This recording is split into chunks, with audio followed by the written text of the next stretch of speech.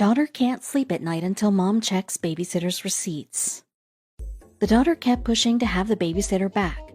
Mom had always been a trusting person and never spied, but she needed to know why her daughter liked a babysitter with such horrible reviews. So mom decided to place her old phone as a listening device. She was not prepared for what she'd hear. When hiring a babysitter, you never know what you're getting yourself into. A successful 30-year-old businesswoman and mom, Mary Ann Jackson, was desperate to find a babysitter one night when she was suddenly called into the office.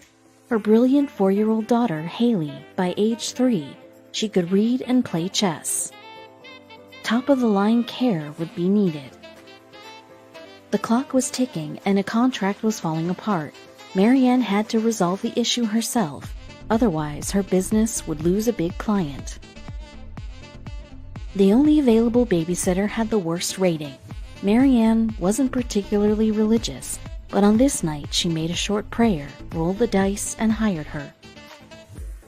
As she drove off, she started remembering all the stories she had heard, how babysitters would do unspeakable, inhumane things to children, and here she was, risking her child's well-being to save a contract.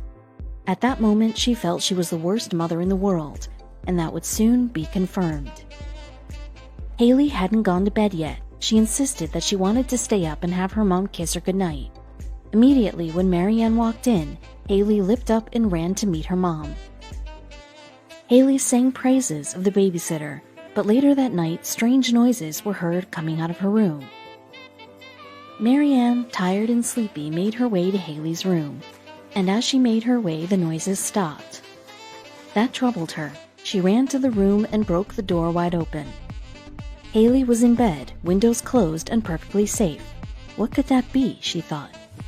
The morning after, Haley told her mother she would like the babysitter to return because she was more fun than the usual sitter. Concerned, Mary Ann decided to investigate this babysitter a little more. She came across complaints that mentioned some funny business with teenage boys and their fathers, and the moms were furious. Failing to wrap her head around all this, Mary Ann called one of her mom friends in the neighborhood to find out what was really going on. Turns out one of the rude moms didn't want to pay the babysitter her fee. Words were exchanged and she influenced other moms to leave bad reviews. Haley kept pushing to have the babysitter back. Mary Ann had always been a trusting person and had never bought nanny cams, but she needed to know why her daughter liked her so much, so she decided to place her old phone as a listening device. Mary Ann wasn't prepared for what she was about to discover. It was nothing but laughs and giggles in the recording. The babysitter was very good with Haley. As she felt relieved, the noises returned. Mary Ann jumped out of bed, headed straight to Haley's room, and found her in bed. Puzzled, she began to walk out. Then she saw a receipt in the trash can. The receipt had the babysitter's name on it. Mary Ann had taught Haley not to accept gifts from strangers. Disappointed, she woke Haley up, who had been pretending to be asleep every time her mom came in the room, and asked, "Did your babysitter buy you a gift?" Like an amateur, Haley spilled the beans. The first night they had the babysitter noticed that Haley had a chessboard and many mind-stimulating toys, and she decided to hand her a Rubik's Cube. Haley loved it. The babysitter left hers with Haley, and then bought one for her when she returned.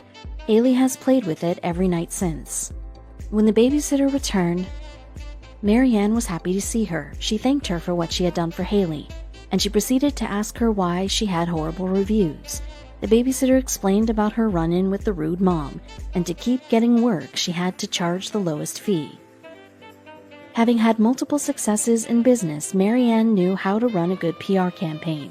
When the truth came out, the rude woman was alienated in the community, and the babysitter began to get steady work. Mary Ann's generous actions had a lasting effect on the babysitter. She decided to do something big. With the extra money that the babysitter could now earn, she created an agency for great babysitters to meet great parents. The goal was to have them work together harmoniously. Every complaint was thoroughly investigated for the protection of both parents and babysitters, and it was a huge success.